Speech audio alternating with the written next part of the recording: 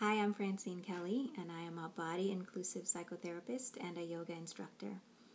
So you're probably wondering, what's a body-inclusive psychotherapist? Well, the short answer is that we believe that the body and mind work together, and that what's happening in your body is as much a part of how you feel as what's happening in your mind. So if you're willing to do a little exploration with me, then I think you can get a sense of what I'm talking about, an experience of what I'm talking about. So before we start this, I want to just encourage you, when you do this exploration, to do it with compassionate curiosity. So there's no right or wrong. Whatever you notice is just appropriate to what's happening for you now. And we want to be compassionate with ourselves, but also curious. So if we're curious, then that takes some of the anxiety away from just exploring. So if you're willing to explore, just check in and think about a time recently when you felt good. Maybe when you felt really able to be yourself, or just relaxed, or perhaps just a little bit better than you normally feel. And just bring that memory to mind. And as you think of it, notice what happens in your body.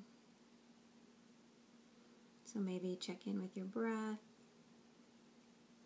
Notice muscle tension or relaxation.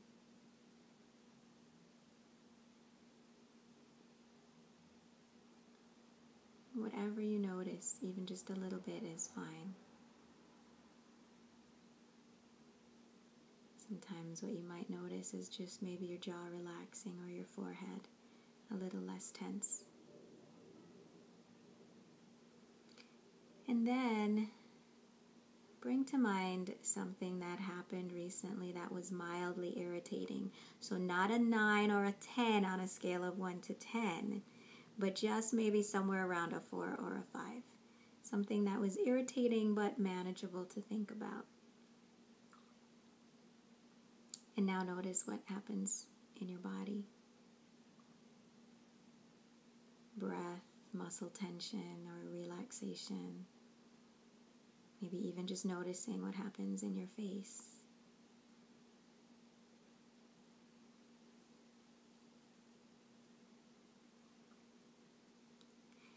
And now let's go back to the pleasant memory. Just as you think of that, check in one last time. And if you find that it's really hard to break free from that irritating memory, and sometimes it can be helpful to just look around the room and just name 5 things that you see, just as a way of coming back to being present here and now. So the reason for that exploration is just to notice that even a memory of something that happened in the past can bring up an experience in your body right now. And it's also possible that you notice that you weren't able to check in from the waist down with what was happening for you, and that's just information. Even as a former dancer, it took me a really long time to notice what was happening in the rest of me, and not just in my head. And if you didn't notice, it's neither right nor wrong. It's just information that you can use on your healing journey. So that exploration we often use when describing some somatic experiencing, which is one of the body-centered methods that I use. And the other body-centered method is yoga. So in the sessions that I do with clients, we have an opportunity to use mindfulness, which is a way of observing the present moment non-judgmentally, or to use techniques from somatic experiencing, which I describe in another video a little bit more in detail, or to use techniques from yoga. So we have a sort of a wide continuum from talk therapy through doing completely body-centered work that involves very little talking.